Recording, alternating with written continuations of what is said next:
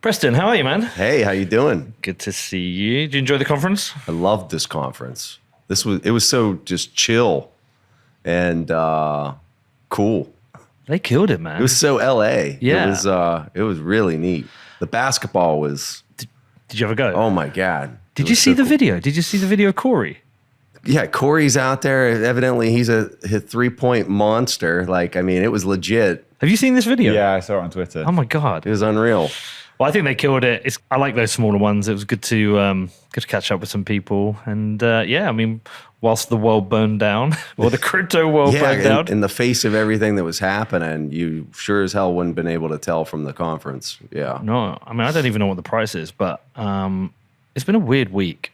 Yeah, very weird. Yeah. How do you take it all in? I see it as a cleansing. Yeah. You know, just it sure hasn't changed my opinions on anything. I'm a little shocked at the size of the scam that was being played on everyone, and when you're dealing with private equity, you know, not a publicly traded company where you can kind of peer into the books. It's a little hard to kind of know what you were dealing with, but you know, like anybody else, when you see athletes running around, like prominent athletes, we're not talking like small athlete, like Tom Brady and the such, right? Like the GOAT. Yeah. And stadiums. I mean, actually the stadiums were probably the best cue you had that maybe they were more concerning. You should be more concerned than not, because the whole stadium naming thing to me is. Well, I took that though as they must be very well funded or doing particularly well. Yeah, like, well, I see it. I see that as you see a lot of different companies that will name a stadium and they're desperate for marketing, right? But maybe not the best product underneath of it. Sometimes you see that a lot with stadium names, and then the company goes bankrupt within years after that. But there you go. This is the stadium naming curse. There you go. Exactly. There's so many of these companies that have. Oh really? Sponsored stadiums and gone bust. Yeah. So like the stadium name isn't a good example, but like when you had these really big names of people. The National Car Rental Stadium. What an exciting name. It's crazy. Wow. But in general, my point is more like I didn't see FTX blowing up in literally seconds. And when you can't peer into the numbers and you can't actually see what's being done, like it's kind of hard to be able to see something like that coming. Now, you gotta wonder, like, who was auditing these books and he had no board members, and like how. Well, the Sequoia guy wasn't. It's crazy. The Sequoia guy on the board was. They said the only photo of him is like from the back of him in front of the computer. You sent me that video, Danny. Oh, was that my brother who sent me that? My brother sent me this video. Let me send you it. When you think about the governance of FTX, which is super important for people that are like trying to piece things together, right? At the end of this, you have to say, who are the adults at the table that were working with them and advising them? And I think what you have when you really pull back and look at like and analyze what happened, when you have a company that's demonstrating a growth rate, hyperbolic growth rate, VCs, venture capital money, all this fiat that sits inside of the VC space that's trying to gain a piece of that equity, they just don't even care, because what's driving their investment thesis, they're just looking at the numbers of users. It's right checks. That's right. And they're just like, yeah, I don't care who's on your board. I don't care like any of that stuff. I just see the user counts going up. So just give them more money. And then you're talking multiples, right? So like their last round was whatever, their next round is going to be higher. And so then you get these situations where they do that. And that's not even talking about the fraud that was happening in FTX, right? That's a whole nother story. But can you look up how much they raised? Yeah. Yeah, I mean, I don't understand. One of the things I don't understand is, firstly, how do you think you're going to get away with it? And secondly, why haven't you thought this through? I mean, when you look at Bernie Madoff, he got 150 years in prison. Okay, he was never coming out. Multiple people committed suicide, including his son. Lives were devastated. Funds, were devastated. Like, kids didn't have operations based on the money that was lost. There were bone marrow transplant operations that didn't happen. But in your head, it's like, even if you get in this situation, you're facing the consequence of maybe going to jail for decades. Like, Sam could go to jail for decades. Oh yeah, I hope he does. Yeah, I hope he does. And that's like his whole, like, was he put in a position he shouldn't have been in? Well, I mean, it wasn't that he was put in a position. I mean, he created this monster. Yeah. He created this monster from the ground up. And, there's a really important quote that I always remember from Buffett, and I'm not going to get it exactly right. But it goes something like, when you have a person who of superior intelligence and you match that with somebody who's casual with the truth or unethical, you have the most dangerous person you can possibly create in that scenario. And I think that's what you had with Sam. I mean, he was extremely intelligent, and intelligent from a trading prop desk kind of way, which was Alameda. And when you have that and you combine it with this person who is very casual with the truth and very comfortable in a gray space, and in this case, just outright scammer. He didn't care. He's taking customer funds to go then trade them and try to earn it back without. I mean, that's insane. Yeah, but why? I mean, also ego. Well, how bad were Alameda at trading as well? Oh yeah, like how bad would you have to be? Yeah. Because they had a good reputation beforehand, didn't they? Yeah. That was the same with Three Arrows. Exactly, yeah. Did you find out how much they... I think it's about just short of 2 billion, like 1.7 billion, I think. Do you know how much of that was Sequoia? It was a lot. I mean... I think, I don't know, let me have a look. What are the consequences for them? The thing for me that speaks to the ego is there was like this chat log of when he took a Sequoia meeting, and he was literally playing video games while he was taking the Sequoia meeting. I kind of like that. It's like, I mean, it's insane. For me, it's a respect thing. Like you have such a monstrous ego that you don't even have respect for this company that's about to literally give you billions of dollars to fund because you're not cash flow positive. That's why he's taking money. It's because he's not producing free cash flows of his own. Do you think it's ego, or do you think he's just... It may be that because he's on the spectrum, right? Is he autistic, or... I don't know. I don't know what it is, but for me, it's like I personally would never in a million years go, because think about it. Like your company's dependent on like all those employees that he has that works for FTX and all those customer funds, all that stuff, right? It all depends on him going and raising more money because he's not profitable. So he has to secure the funding. And this idiot is literally there playing a Dungeons and Dragons game during the call. Now, this is where you got to double down on the insanity of it. The people in the Sequoia log, he's there playing video games, and he's like, this is where he's intelligent in that he knew what they needed to hear, and what they needed to hear was there's more runway for growth is all you got to convince them of, right?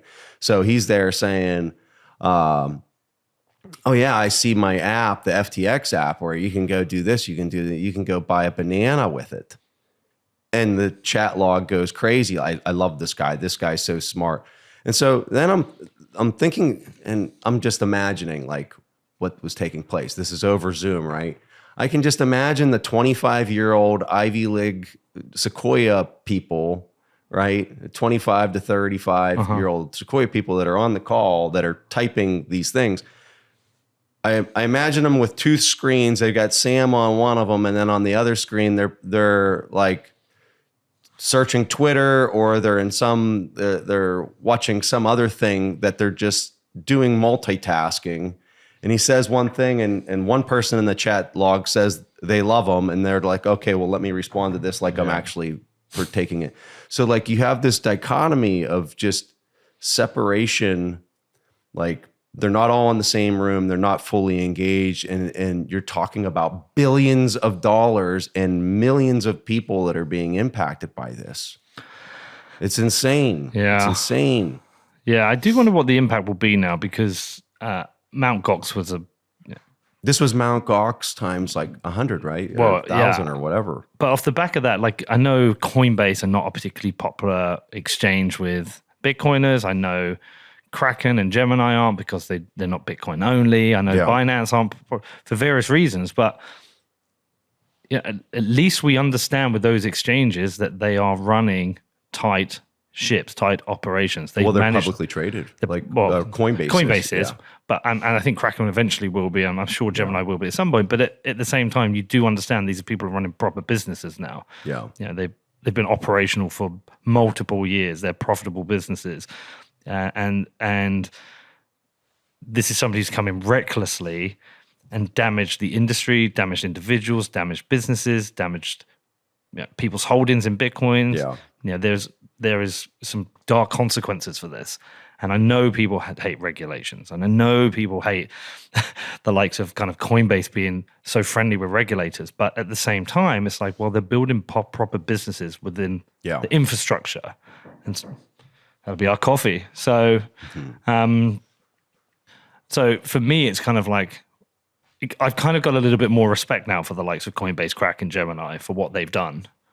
I'm hesitant to really have an opinion, because I just don't know any of their books. I don't know the people well enough to really comment. Yeah. But I can tell you this was an absolute cesspool.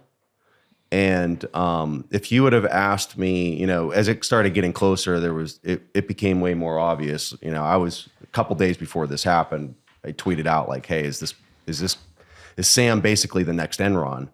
And sure enough, he was. Yeah. The speed was unbelievable. Which gets straight to the vaporware, which is proof of stake shitcoins. And how much they can be levered to create billions of dollars out of thin air. A $1 billion hole on a balance sheet can deflate literally in hours. Billions. Like, people just can't wrap their head around. I think we're so psychologically detached from how much $8 billion is. Yeah. Because we talk about these numbers and we talk about billionaires, but like, if you were going to like break that out, like, I don't know what that would be, but I would guess like that'd be like 100 people working like 10,000 years straight, or some crazy number, right? People can do the math, but it would be something like that. Do you think it reflects where we are in the kind of economic cycle as well, in that it's, we've got to this kind of end point where everything's blowing up. It's kind of like, let's throw money at companies. These companies are growing quick and blind. Do you think it's just a reflection of where we are? Yes. Like, it's almost like not only is it cleansing for the kind of, let's say, broad crypto industry, but we're going through a cleansing in the economy anyway. Yeah, absolutely. To make $1 billion at minimum wage, you have to work for 69,000 years. 69,000 That's for 1 years. billion, and he's lost 10 plus. Yeah, so if you take 100 people, it would take just like, people need to frame things in terms of actual proof of work labor that a person would have to perform. And this clown literally just, like, almost like a Thanos kind of thing. He snaps his finger and he just, like, think about that. The hours, the churn, the actual physical human labor that represents. And this dude just, he's there playing video games, bringing on billions of dollars, doing, like, it was just. Well, Preston, we know how hard we've worked the last 4 or 5 years to just build this, right? Yeah. And our revenues obviously are nowhere near that, but we work so hard and we conserve our capital, and we consider, like, what happens next year if the market is sideways? What if we don't have enough sponsors? Let's put some money by and make sure we can survive. Have we got a year? What's our runway? Or maybe it's a year. We're not looking to borrow anyone's money. We're not looking to print a token. We work hard and try and protect ourselves. Yeah. And like you say, he has just eviscerated so much productivity. Yeah. Well, if there's some things to kind of look at that are positives that are coming out of it, is look at all the people that have been screaming, "Not your keys, not your coins." They're Mount Goxers, right? Or they were around back in that day, and they saw firsthand the devastation that it created. Well, you just created a whole lot more of those people to inform, everyone as we move forward in the timeline here, how vitally important that is to be able to hunker down in your own private custody. Well, I mean, let me tell you, I've slept pretty well this last week, right? There's a reason why. It's because I know nobody can take the coins that I've got. And there's people learning that really hard lesson. And there was people in the space that were trying to warn everybody to get a hold of your stuff. So those are positives. On the policy side, Sam was, I had a conversation with Jason Brett recently. Who's that? He's a lobbyist that works on the Hill and up in DC, and he was saying that Sam was really trying to jam through this new bill. I think the bill is what is it called? The OCCP. Yeah. He was like aggressively trying to push this new bill through, and it was all in benefit of an FTX exchange. The way that it was being worded. And you had the Gillibrand Lummis bill that was preceding it that seemed like that was going to be the direction that the policy was going to take, which, is definitely not perfect, but in the grant, like comparing the two is way better than this one that was going to be jammed through. And when I talked to Jason just a couple days before all this happened, he was like, and that we recorded a show that was released. People can kind of check it out to kind of see how frustrated I was in the interview of like, how is this guy able to influence policy so aggressively? Well, he was able to do it because he was literally stealing customers' funds and going and trading it and creating fake money out of FTT tokens by levering them and building them onto the balance sheet of Alameda, right? And then taking all that and then going and influencing people on the Hill to jam through a policy that's not advantageous for the community. It was advantageous for his parasitic behavior. I think he was like the 6th biggest donator to the Democrat Party as well, or 5th or 6th. Have you got the? Because I'm sure I saw numbers which were like tens of millions or they were hundreds. They were tens of millions with the intent of them being 9-figure donations, like high 9-figure donations, like almost nearly $1 billion was the intention, but what he actually gave was way less. And let me strongly, I am as apolitical as they come. And if he was making donations to one party or the other, like I'm gonna say, hey, that's not right, especially when you're taking customer funds out of FTX and scamming people. And here you go. Sam Bankman-Fried's donated 40 million in the midterms. But you can find articles where he was intent on donating 900 million. Crazy. How can you be worth 32 billion and then 0 weeks later? I mean, I know how, because it's all fake. It was all vaporware. Yeah, all vaporware. But how is somebody not on top of this?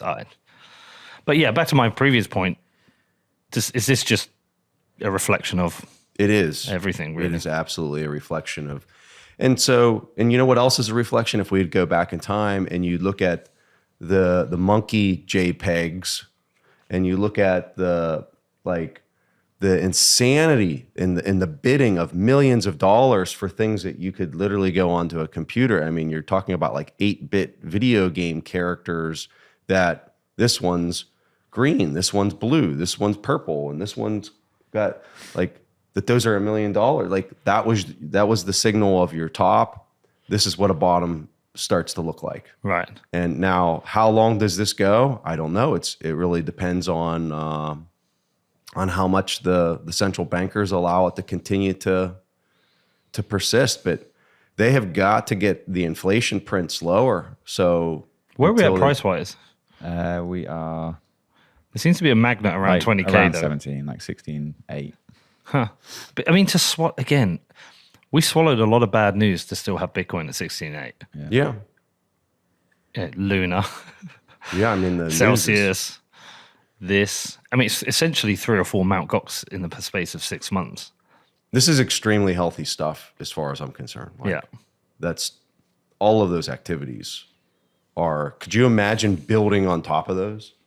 Like if we weren't going through this tightening right now, and let's say they were releasing the floodgates again, like you're just going to have more of these types of activities that can kind of get built on top of this. Like you want to talk about a real meltdown, like that would be really concerning. And from an engineering standpoint, you start to wonder, in the policy standpoint, if the policies start getting built, like I don't know what would have happened from a policy standpoint if this guy was able to really influence key policymakers and jam some of this stuff through. And I mean, holy, that's not a world I want to live in. Yeah. Well, I agree with you. I think the cleansing is good. It's what comes out of it. I clash with people on the borrowing lending side of things because it's not your keys, not your Bitcoin. But I also think there is going to be a market for financial services for borrowing and lending. I think the rates will need to be higher. I think it's going to be peer to peer. Yeah. Like Hodl Hodl is a great example of, hey, why haven't they blown up? Like, well, there's a reason. It's because they are literally going peer to peer to another person, over collateralized, right? And so if that loan to value starts dropping down, there's protocols that force that loan to be closed out. When you start putting it into a black box and you have people like scam bankman fraud here. No, it's even better. It's scam. Bankrupt fraud. It's almost like I was looking at it the other day, I was thinking, hold on, is this like, are we being trolled here? We're totally in a simulation. How can his name be pretty much, if you squint, scam, bankrupt, fraud, and he's done this? It's like, come on. But to your point on the borrowing and lending, I think in the future, like, the only thing that I can see that would make any of that digestible is if you're going peer to peer, is because when you start consolidating, and almost like a consolidated debt obligation from like the 2008 crisis, when you're pulling all this stuff together, there's systemic risk that gets built into that is disastrous. And I mean, just look at everything blowing up right now. It's crazy. Yeah, I hope that's the end of it.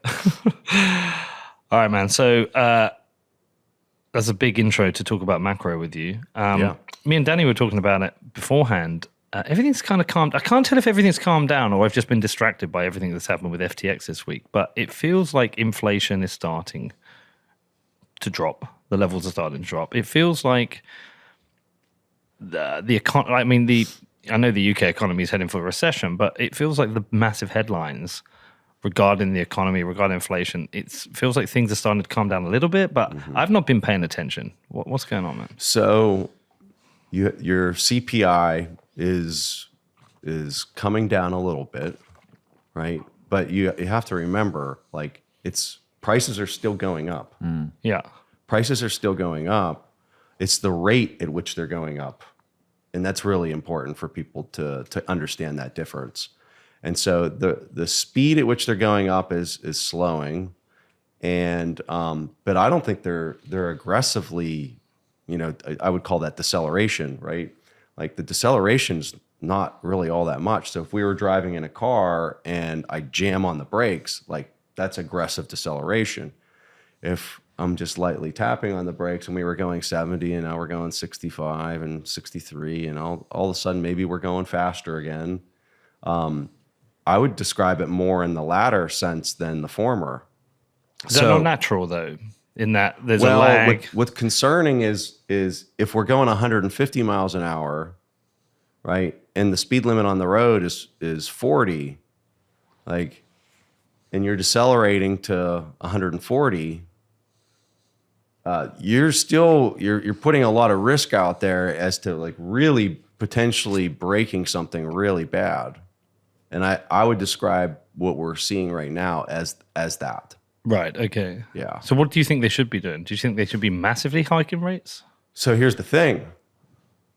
There's nothing I could tell you that they could be doing better, because the situation is so dire, right? Like if you put me in the seat at any one of these central banks, I don't know that I could really do policy different. And this is a huge like foot stomp for me. I love banging up central bankers, like with the best of them, right? But if you're really going to get at the inherent problem, you have to go upstream of that. And when you go upstream of that, it's fiscal appropriators that are the actual problem. What's a fiscal appropriator? So like the people that are spending the money. So like you have tax revenues, right? Let's say you bring in $1 trillion. And so like that's what you can work with. And so they might slice up that $1 trillion and say, all right, well, we've got $500 billion that's going to military spending. We have $200 billion that's going to whatever, right? And so they're the ones that are spending. The spending is far exceeding what's coming through the door. In fact, here it's starting to get so bad that just the interest expense alone, like not even into productive things that you're spending, the interest expense alone is starting to come up to numbers that are like the size of the military spending. Right. Which is insane, right? So when you talk about a central banker, the central banker is the one who's adjusting the money supply to try to work with what's being spent, the fiscal appropriators. Right. So they're the ones that are making all these decisions to it'd be like, let me give you a good example. Just like in a typical household, like maybe a husband and wife goes out and they decide to buy all this excess, like way outside of whatever both of their paychecks can support. But if they were able to control the currency, right, they would say, oh yeah, we spent a bunch of money, but let's just add more currency into the system and then we can spend even more. That ability to adjust the currency is the central bankers that are trying to offset the really poor decision-making of living in excess and spending way outside of their means. So the UK government right now, I can't remember if they've done their budget. I think they've got a mini budget coming, but they've talked about two things. They're going to raise taxes and they're going to be reducing spending. So more austerity. I've got some comments on that. Yeah, please do. Tell me. Well, so think about it. Yeah. So Truss came in. She was like, hey, we're 44 days. Immediately out of the gate, got really, really loose and like, hey, we're going to go out and we're going to do all these other things and we're going to spend again, right? Yeah. And as soon as she did that, the guild market, as everybody knows, was like, well, then if you're going to spend that much, we know that's going to turn into debasement, and because of that, all these bond yields need to blow out. The bond market needs to sell off because that's representing that they couldn't pay for it. Like it's just a big math equation, right? So the whole bond market starts blowing up because she's going to go out and spend like crazy. So then they are like, okay, well, and you can see this in the bond yield curve for the guild market. You can see all of this literally play out right on that chart across all durations. You should see it. I mean, it is like a whipsaw. So everyone was like, they had to come in, they had to do QE, they had to backstop it. 66 billion, was it? I think you're right. Yeah. So they do QE, they backstop it, and I think the central bank looked over at the fiscal appropriators and are like, all right, crazies, like you're forcing us to do something that we don't want to do. We already got sky high double-digit inflation. Like, what in the world is this policy? You have to reverse course. And they did. They reversed course. And when you look at the bond yield curve, you'll see it aggressively get bid, right? But here's the thing, Pete. So like they're saying that they're going to be more fiscally appropriate, but they're not going to be. It's just a narrative. It's a story. And if I was going to like describe to you what I think they're doing is think of it like a race where you have like 10 people doing a 100 meter sprint down the track. And one of those people is running the slowest, and there's like this monster that's coming after them, right? And so they're just like, if we just say we're not going so slow, then like we get up there, like we'll get faster in the race, which is what they're doing, that they're catching up so that they're not going to get gobbled up by the monster, right?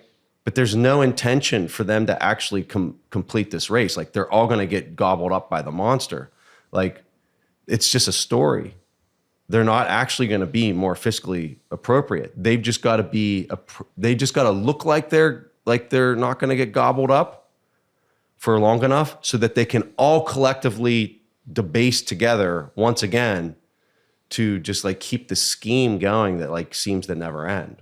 Who's the first mover in that? But they will. What's that? Who's the first mover? Do you think? When you say first mover, like who's going to be the first one to break and start debasing again? I don't know, but that's the big question, right? It's like, so they've duped everybody thinking that they're going to be like fiscally appropriate now, right? Yeah, and they kind of, because it's all talk, they don't have to realize any of that because the math on this is all in this big giant model of the next 10 years that is then going back into the debt markets to be repriced. And so as they talk and they're saying we're going to be more appropriate, we're not going to spend at will, the models then change. And when you're this far down the rabbit hole of lies, like these models are like the curve in these models is just tremendous, right? For one little thing that they say that they're going to change. So they say that you get into this situation where who can lie the best? Sam Bankman-Fried is really Sam Bankman-Fried. And and who are they up against? I think that'd be the next one. So they're up against Japan, they're up against the US, and it's the EU and the UK are really kind of it's not 10, it's really kind of 4 of them just trying to convince the world that their treasury market is not insolvent. And so the UK was the one that was about to be gobbled up in the lie. And so who's next? Maybe the US, maybe Japan. I don't know. Now you got a little bit of a relief rally this week with the deceleration of inflation. Yeah. But I mean, what happens when the next print when it's the exact same number?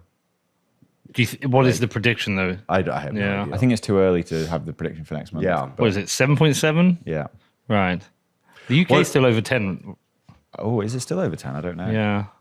One of the things that I think is a really important idea that's almost never discussed is when you look at the last 40 years and you look at how interest rates have come down, everybody's familiar with the charts, right? That show how all these interest rates on all these net consuming nation states have been going down like that. One of the things that I think is lost is as central banks step in and they continue to do these business cycles and they reflate, and especially as of recently through QE and those types of activities, what's lost is you have the consolidation of enterprise. And you have the larger companies step in and they gobble up the smaller companies. And the way I would describe this is you lack biodiversity of business.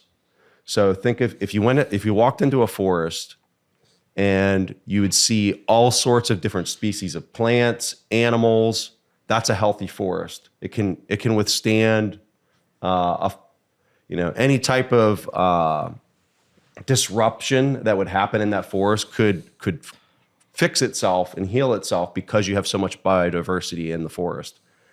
When you think of business and you think of competition in a naturally free and open market with a sound money inside of it, you have a lot of biodiversity inside of the economy. But through manipulation, you're actually removing that biodiversity of commerce between businesses.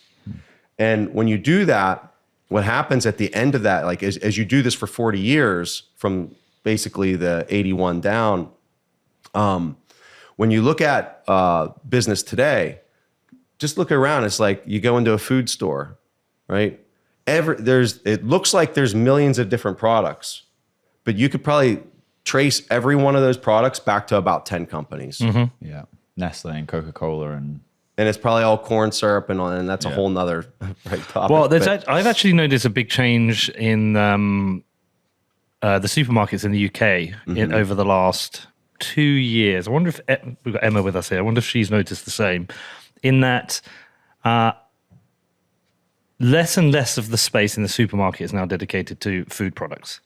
And more of it is being dedicated to other things you might need in the home. So historically, you go and get your food and maybe your toilet rolls and your toiletries and a few things. But now there's like the main shelves in the supermarket I go to, it's a Sainsbury's. It's like a huge building, and it was 2 massive rows of shelves, right?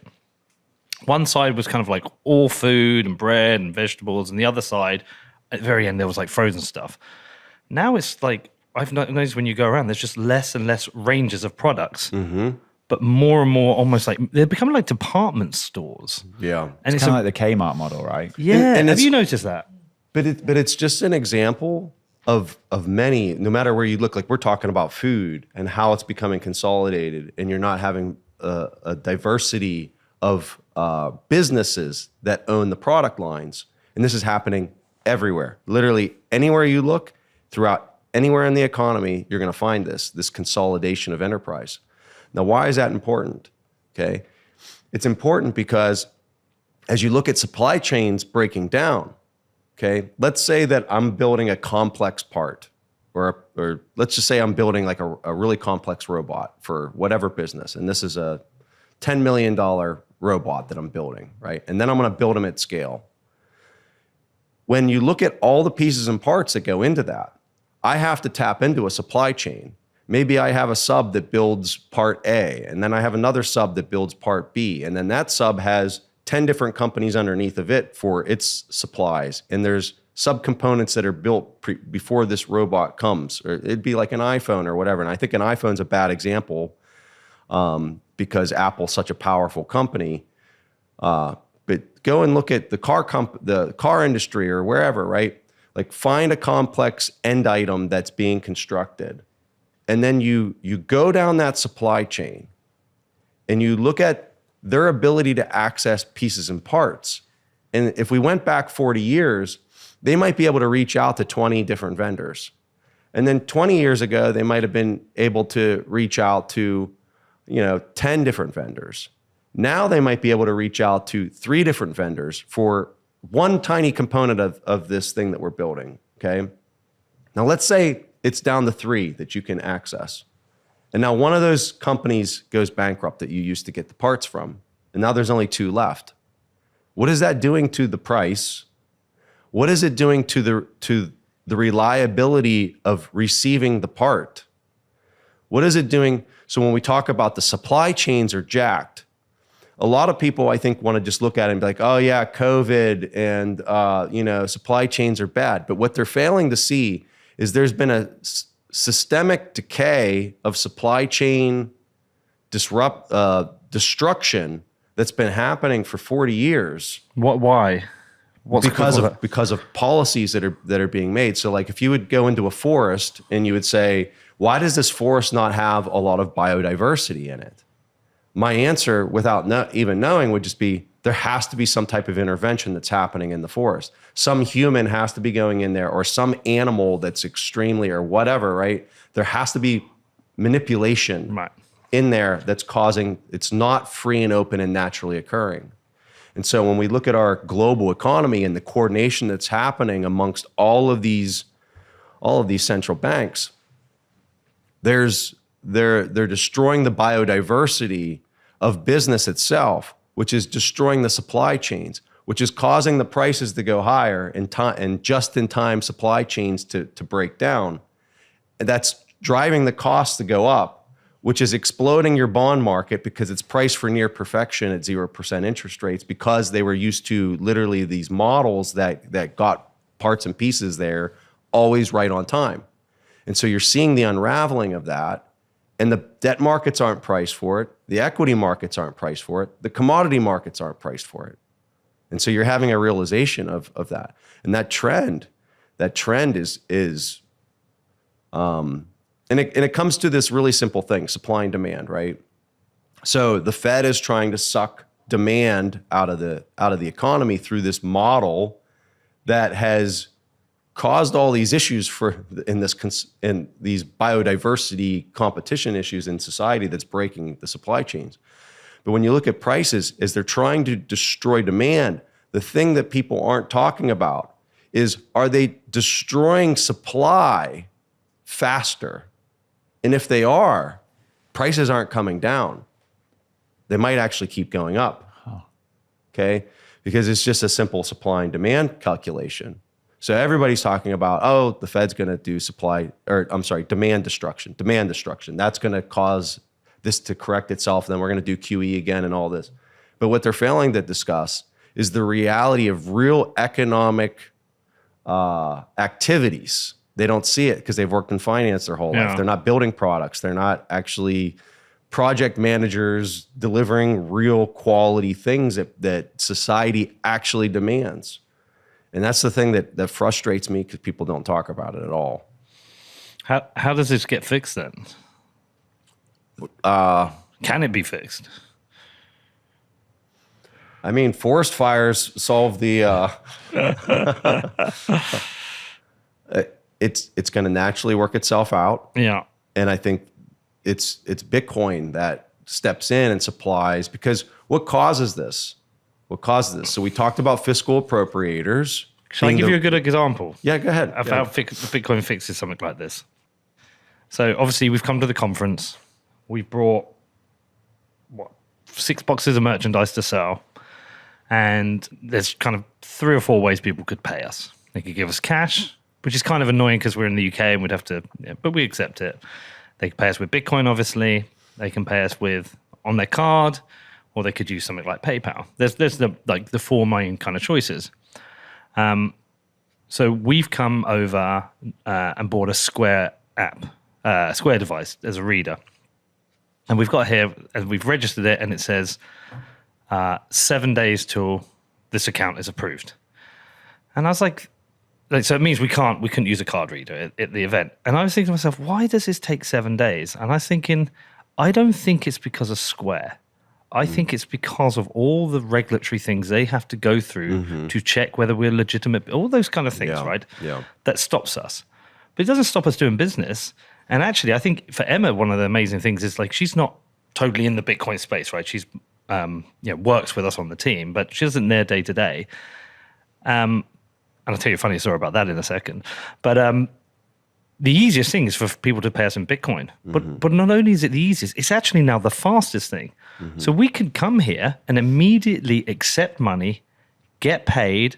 We have the Bitcoin. It's not even an IOU, because it's a bare instrument. And the payments over the Lightning Network are so quick. Did we have any failed payments? I don't think so. How many Bitcoin payments did we do? The majority, weren't they? Yeah. Wow. And it's just like, this is, so it actually is the point. It's like, even though price volatility is not helpful to us, we want to know when we get a pound note, it's a pound note, right? Yeah. Actually, when everyone's turning up, it's like, we want to get paid in Bitcoin just because it's the easiest. And that's not me being a Bitcoiner who just wants to get Bitcoin because it's cool. It's actually, this is the easiest. We have the Bitcoin. When we go back to the UK, we haven't got to do the currency conversions. We haven't got to carry cash over. We haven't got to wait to get, because you don't actually also get paid for 24 hours with the card. It just naturally was the best thing. Bitcoin has solved friction in the system that was created through either poor companies or regulation. But let me just tell you the funny part of this. So Emma's not even in Bitcoin. When we first started accepting Bitcoin at the club, she actually figured the thing out on OpenNode and taught me how to do it. But so that is just one example where Bitcoin fixed a problem, a business problem, whereby if we hadn't had Bitcoin, I don't know what we would have done. Yeah. Well, what I'm describing as far as, like, how does it resolve itself? If we would go back to, like, the forest, right? Yeah. How would you reverse the trend of the forest doing it? You have to stop manipulating. You have to stop manipulating it, right? That's what Bitcoin does. It forces free and open cost of capital. And that's how we've got to this point is if the central banks step in and they backstop and too big to fail, go back to 2008, all the banks that were bailed out, you're not allowing a free and open market to happen. You're not allowing a free and open cost of capital to happen. And if you're manipulating the cost of capital, you're manipulating the price of literally everything.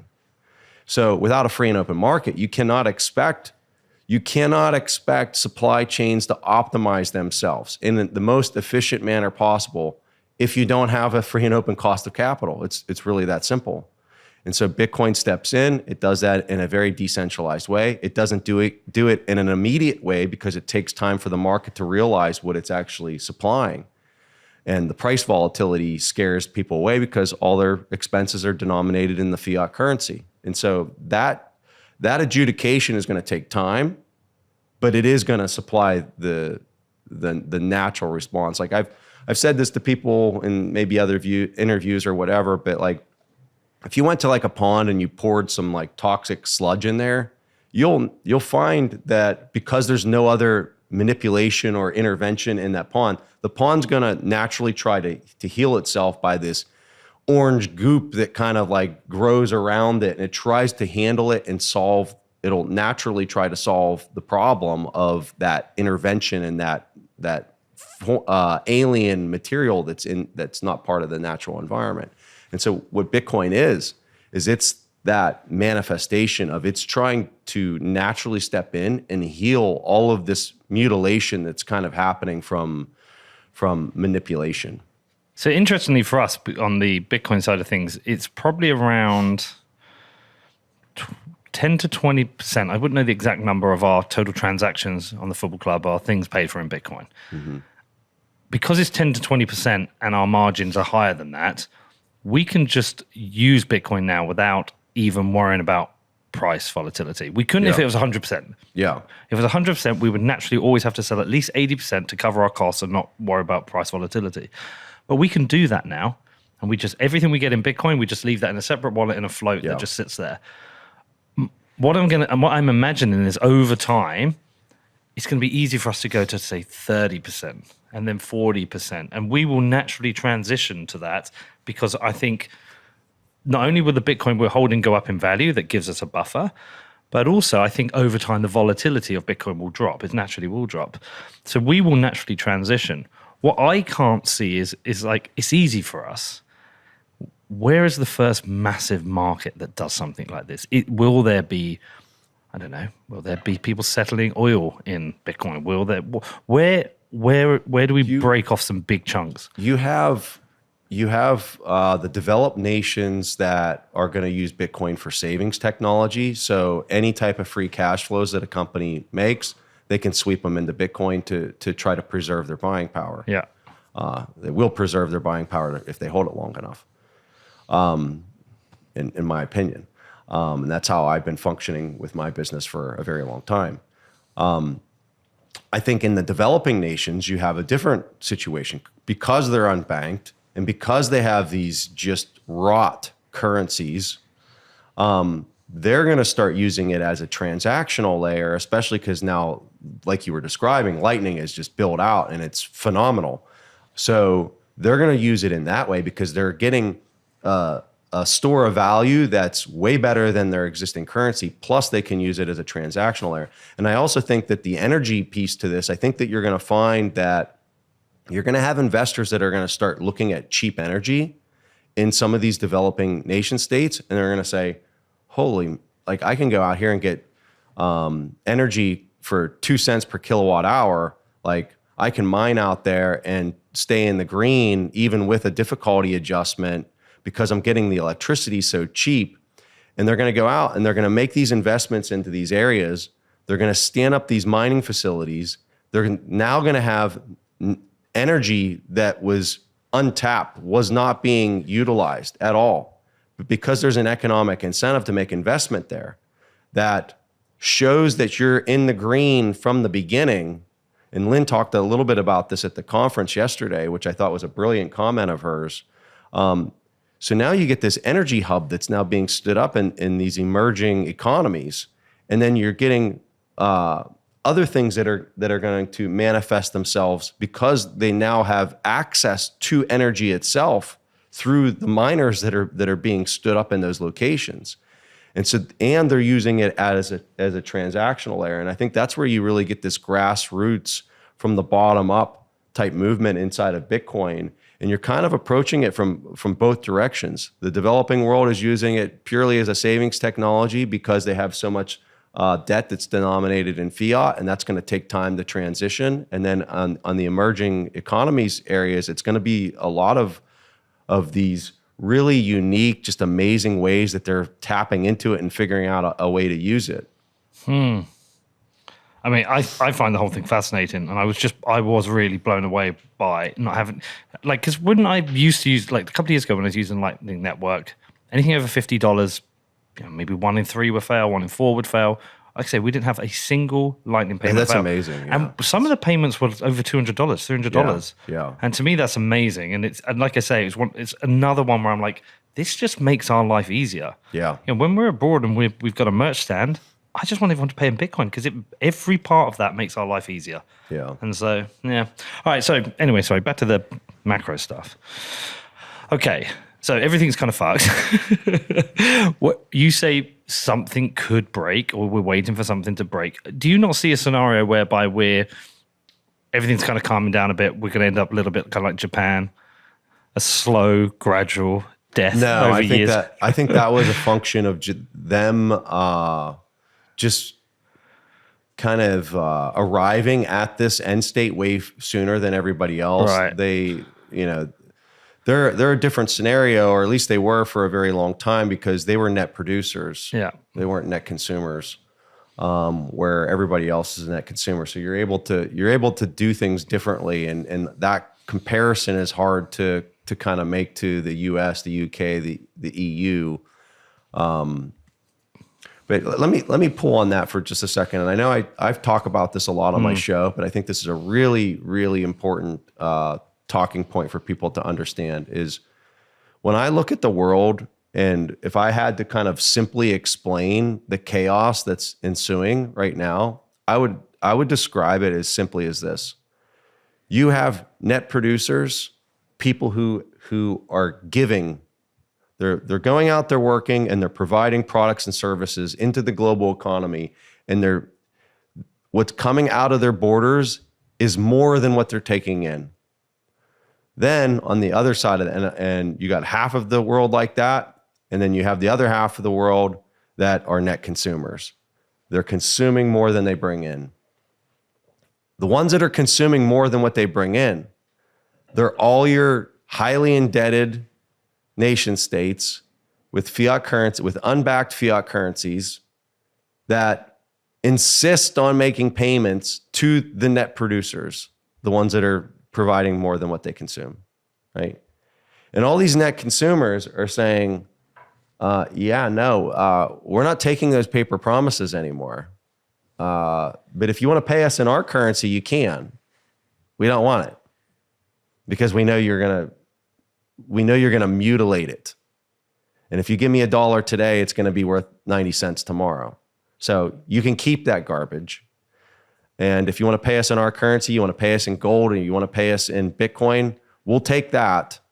But we're not taking your lies. I refer to you give me $1 today, but it's worth 90 cents tomorrow. That's a lie, right? We're not going to accept your lies anymore. Is this actually happening? This is what I would argue. This is what Russia, Ukraine. Well, Russia was all of it is all about, right? Like, think about it. If you're a person going out and you're like extracting natural resources out of the ground, like performing, like using your muscle in order to actually do this type of work, and you're supplying it into a market that is a net consumer, right? And think of it like this, Pete. Like if we just had a generic business. And like you're coming to me and you're constantly, I'm buying stuff from you, and then you're buying stuff from me, but I'm buying way more from you than vice versa, right? Like you're providing me an Apple or any type of product, right? It's just something really simple. You're providing me a ton of those. And what I'm paying you in are lies that get more worthless by the hour. eventually you come to me and you say, well, here's the deal, dude. Like, you can pay me back in pairs because I'm providing you apples, because these paper slips, they're no good and they're getting they're getting worse by the day. And I say, no, Pete, you're going to keep giving me the apples, right? And I'm going to keep giving you these paper promises. And you're like, well, no, I think I'm going to punch you in the face instead, right? I am. I'm going to fucking punch you. And that's what you have happening. And that's why we have war. And I'm not trying to, and this is very important, I'm not trying to justify any actions, especially physical violence. Let me tell you, I'm not trying to promote any of that. You're telling us why it's happening. What I'm trying to describe is the quandary that the world is in. You have people who are trying to provide molecules, like real physical things, and and the payment, the people who are receiving these in excess of what they're producing themselves are trying to pay back with digital fake promises in cyberspace that they can control and manipulate how many of these digital units exist to represent the value of those molecules, those physical molecules that are being received. Okay? That's what the whole thing is about in the world right now. But this is a good thing if people start saying, I'm not going to be paid in that. I want to be paid in our currency or Bitcoin. Like, isn't that going to create better money? Absolutely. Yeah. Well, and why is it that they're willing to accept this digital unit that's actually backed with encrypted energy, that actually has real work, like the work that people that are providing the physical molecules are doing? People have to take a step back and ask yourself, like, why are they willing to accept Bitcoin or their local currency, or gold is the only thing that they'll accept? And why are the countries that aren't willing to make payments, like, why won't the EU make payments in those things? Why are they saying, no, we refuse, you have to accept our euros, or you have to accept our dollars? Why are they so insistent on it?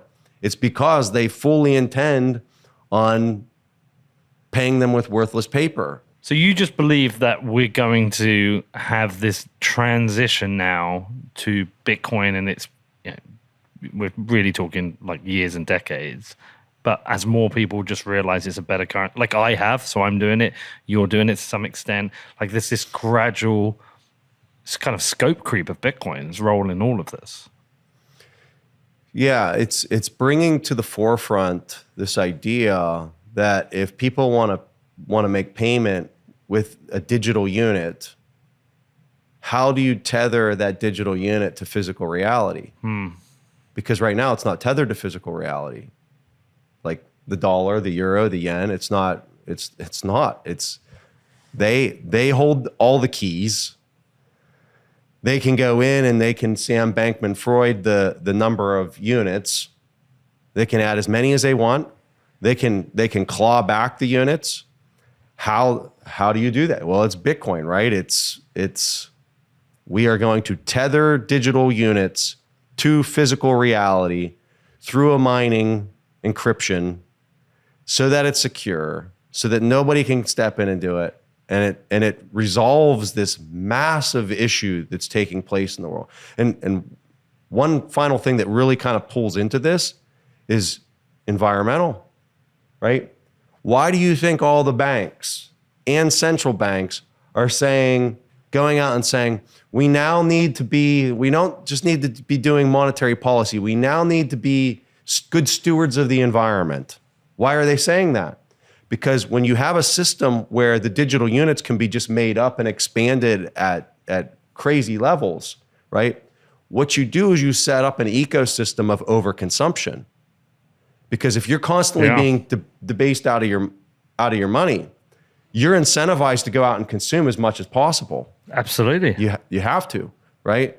So it literally all fits together when you look at it through this framework, because you can see that this whole system incentivizes overconsumption. You can't expect the free and open market, which in my opinion doesn't exist today, to properly arrange itself in an efficient and optimized manner for correct resource consumption, efficient resource consumption, when the cost of capital is totally manipulated.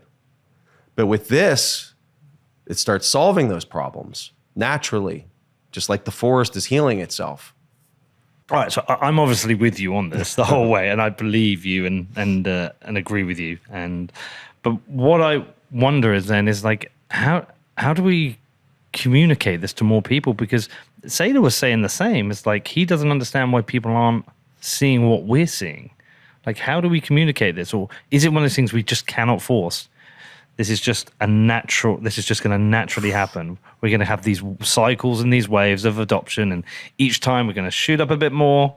We're going to have a 10x increase in people, and then we're going to come back down. Is this just in the design? I wonder if society could handle it happening faster. Possibly not, because think how much capital destruction there would be. Yeah. So like, as much as I want everybody to understand Bitcoin because I think it's salvation in a world that's really hurting, right? I also look at it and I say, like, could the world handle this transition faster? And like, what would that look like? A lot of people were talking about like the central banks raising rates and being too aggressive, and it's just going to obliterate and bankrupt so many businesses, and it's going to have these cascading destruction of supply chains and things like that.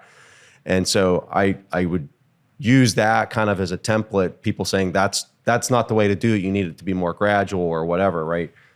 I don't know what the right answer is, but I guess that's what I would ask back is like, well, if we do educate and we do aggressively figure out a way that we could just pull a matrix and download this knowledge into everybody's brain, would that be the most optimal outcome?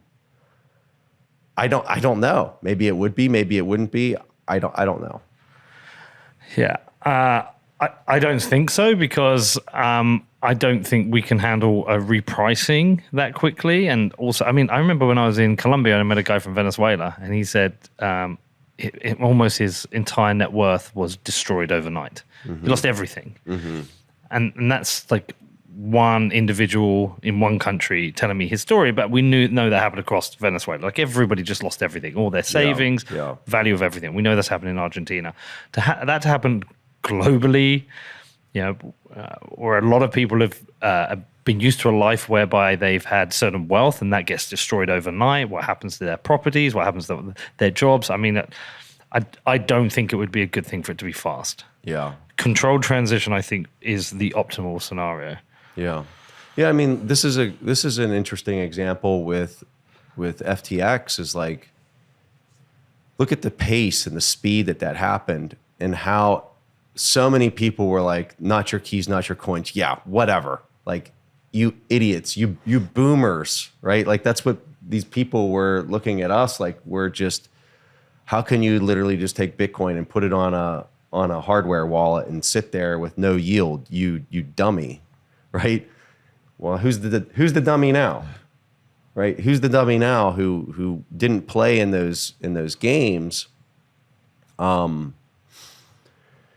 So the speed, it gets back to the speed, right? Like, people have to be educated on what this thing is. I look at Bitcoin almost like an infinity stone. Like, it's very hard to be able to hold on to that thing without it like turning you inside out, because it's so powerful. It really is. The technology is so powerful that you have to really guard against like getting cute with it. So, all right, man. Well, listen, I'm with you on all of this. I think your coffee's ready for you now as well. I'm ready for my coffee. Preston, always good to talk to you. Wasn't what I thought we were going to talk about, but it was even better. You make me even more bullish on Bitcoin, which is great. Appreciate you coming on, brother. Thanks, Pete. Always an honor to come on, and I love our chats. Yeah, me too, man. Okay, and by the way, the Monopoly one, that sent waves through Bitcoin, Twitter, and YouTube. People loved it, didn't they? Absolutely. That was a very popular show. Good. So, we're going to need another. Maybe we need a Scrabble, or we'll need a Game of Life. We'll need another analogy. one. Yeah, a boggle analogy. There's a good mining boggle analogy. Is there? Yeah. You're going to ask me to say it, and I can't remember it, but there is. I'll find it and put it in the show notes. Great story, Danny. Great story. All right, man. Take care, dude. Thanks.